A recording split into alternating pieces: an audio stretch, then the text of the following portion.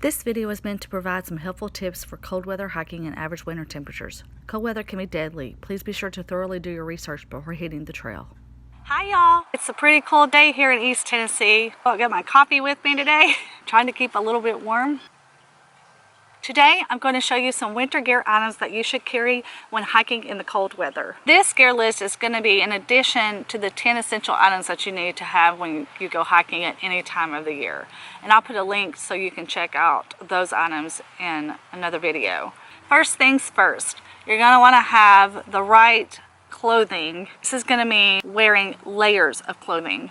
That way you can either put more clothes on as you need them if you feel colder, or take layers off if you start to warm up.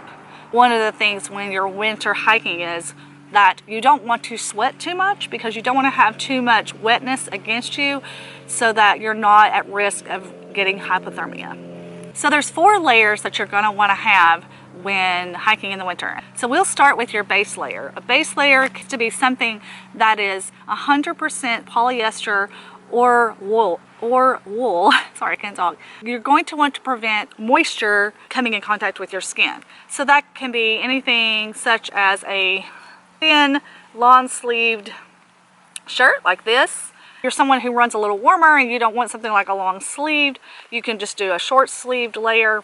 I would recommend, if you're going to do a short sleeve layer, that you should at least bring an extra long sleeve layer with you as well.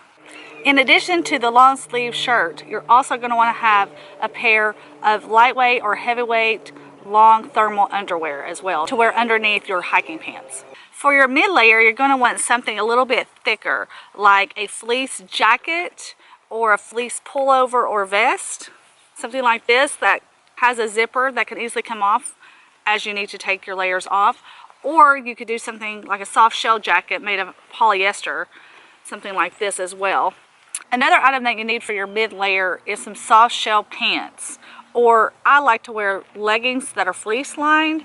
I'm more of a fan of leggings for hiking, even in the winter, than I am of, say, the nylon style hiking pants. But either one of those can work as your mid layer pant for winter hiking. Next layer is your outer layer, and that's going to be your jacket, something like a puffy insulated jacket with or without a hood, and that can either be in down or synthetic material. And your most outer layer is going to be your shell, which is essentially your rain jacket. Now for the winter months, you're going to want something a little bit thicker, something that is waterproof and windproof, and that does have a hood. An outer layer for your pants would be something like a waterproof or windproof nylon pants that have a full zipper on the side to make it easier to take off quickly and put on quickly. These are something that would be good to wear if you're hiking in a lot of snow, or if it's sleeting or there's freezing rain. It just kind of helps keep those layers that are underneath dry. Another item you're going to want to have is a hat or toboggan that is preferably either made of wool or fleece, just to help retain the heat in your head to help keep you warm. A neck warmer is also a good item to have to not only help kind of keep you more warm, because when your neck is warm, sometimes you just feel warmer. It can also be used to pull up over your mouth to kind of keep the cold air from getting into your lungs if you're someone who's very sensitive to that. I also think a buff is a great item for that, and usually what I carry, simply because it's a little bit more breathable. You're also going to want to carry some gloves. And I think this is going to depend on just personal preference and knowing your own body's ability to withstand cold. Some people have a tendency to, their extremities get colder easier and others don't. And if you are someone who is more cold natured, then you're going to want to have a second pair of gloves, bigger, thicker, and maybe even made of like nylon on the outside to kind of prevent it from being able to get wet, whereas something like this, they can easily get wet. You're going to also want to have a good pair of winter shoes when you're hiking in cold weather. I personally don't think trail runners are the best things to wear in the winter months, simply because they are usually lower on the ankle, so they're more susceptible to getting snow or wetness inside of them. Of course, my shoes have seen better days, as you can see. Yeah, Santa, if you're listening, I like a new pair of hiking shoes for Christmas. But if you are someone who only has trail runners or would prefer to wear trail runners, then I recommend getting some gaiters. and preferably the really high ones, because this is going to kind of help keep that snow out of your shoes. And Z-Packs makes a nice tall gaiter that you can use, and it kind of goes under the shoe. And the nice thing about these is they're very, very lightweight. But I recommend that you get you some good old sturdy boots, preferably waterproof. These are just great for snow. And then you could still even wear the gaiters with them to kind of give you another layer of protection. And to keep your feet snugly warm in those boots or shoes, you want to have some Merino wool socks. And I'm a big fan of the Darn Tough brand. I love them. I just think they work really great. And the awesome part is they're guaranteed for a life, which means if they ever go bad or get messed up, you can actually send them back and they'll give you a new pair for free. It's important that you carry at least one extra pair of socks with you, especially in the winter time, just because you're going to want to keep those feet dry and warm to prevent any type of hypothermia. If you are someone who, like I said, has pretty cold extremities in the winter months, then you might want to consider 2 pairs of socks when you're hiking. Something that I think works well, that I would recommend, is liner socks. You can buy these are thinner socks that go on your feet first, and then you put your other wool socks over that, and your feet will stay really warm. And the awesome part is that they don't, it doesn't cause any friction either, so it helps with preventing blisters as well. And then you're adding kind of a layer of protection from any type of wetness on your feet from the snow or whatever conditions you're in. And I have the kind that have the toes. So in addition to wearing all of those layers, you're going to want to make sure that you are carrying some extra clothing. That's extra socks, that's extra gloves, and that's an extra base layer, possibly a mid layer, depending on what you're carrying. But I would have at least another 1 or 2 extra layers in your pack, just in case. So some things that you're going to want to carry with you as well are things like hand warmers, and you can actually get toe warmers. Like I said, if you're someone who's prone to cold feet or cold hands, is carry some hand warmers with you. This is also one of the 10 essential items, but I think it's important to mention this as well for winter gear, and that's an emergency blanket. These things are awesome just to help keep you warm, and they are very lightweight. They cost nothing. Carry one of those. Another thing I think sometimes people don't think about as much when they're hiking in the winter is you still need sunscreen, because believe it or not, that snow will reflect the sun. It's funny because in the winter time sometimes the sun shines even brighter, so you want to carry some type of sunscreen and put that sunscreen on you. It also helps because it kind of puts a layer of moisture on your skin. In addition to that, you want to carry chapstick or Vaseline or something that you can put on your lips to help prevent cracked lips, definitely in cold months. Another item that you need is a pair of sunglasses. Again, just because of the way the snow will reflect off of the sun, it can make it difficult to see when you're hiking, but it actually can damage your eyes. So have you some shades to wear even in the winter. Another very important item to have with you when you're winter hiking is food. Lots and lots of food. In fact, don't just bring what you normally would bring extra. Bring a lot of food, because food is fuel, and it will actually help keep your body warm. So it's important not only to bring the food, but actually eat it. Don't wait until like you stop to take a lunch break or something midway through your hike and eat. Eat every hour. Really, seriously, like, and if it's just a little bit, eat something. It will keep your body's metabolism stoked. It will be able to help fuel your body to help keep you warm. When it's in the winter months, and even if you're day hiking, carry a stove and some type of container to heat water in.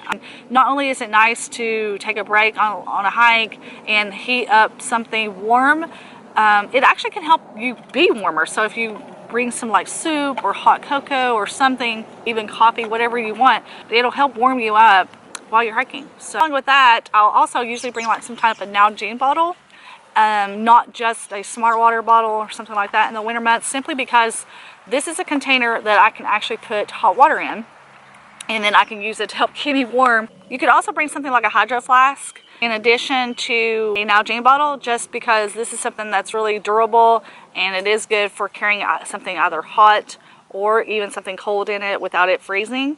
Just keep in mind that carrying something like this is going to be a little bit heavier weight So this is something you should probably carry with you all year long, but definitely in the winter months you should take trekking poles with you.